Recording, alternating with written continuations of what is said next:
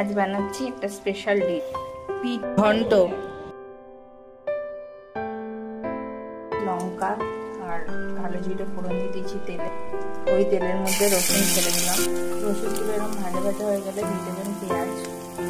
আমি এই রান্নাটা মানে দিদির থেকে শিখেছি, আমার দিদি আমাকে খাইয়েছিল করে, তো আজকে আপনাদের কাছে করে দেখাচ্ছি। জানি না কেমন হবে, আমার তো খুবই ভালো লেগেছিল, আপনাদেরও আশা করি ভালো লাগবে। ভেজে নেবেন।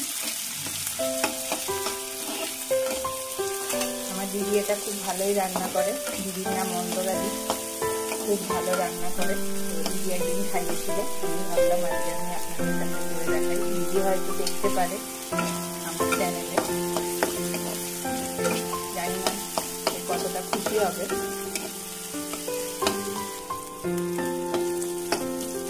মানে ভেজে নেবেন পেঁয়াজটাকে ভালো করে, লাল লাল করে। লাল লাল ভাজা হয়ে গেলে এবার আমি বিটগুলো দিয়ে দেবো। সামান্য নুন দিয়ে দেবেন, একদম সামান্য চিনি, সামান্য হলুদ। এবারে সমানে নাড়িয়ে দেবেন। হয়ে এসছে আমাদের এটা, এবার নামিয়ে নেব। গরম গরম ভাতের সাথে দারুণ লাগবে, খেয়ে দেখবেন। আর এইদিকে আজকে রবিবারের স্পেশাল মেনু চিকেন কষা হচ্ছে, জল দিইনি এখন।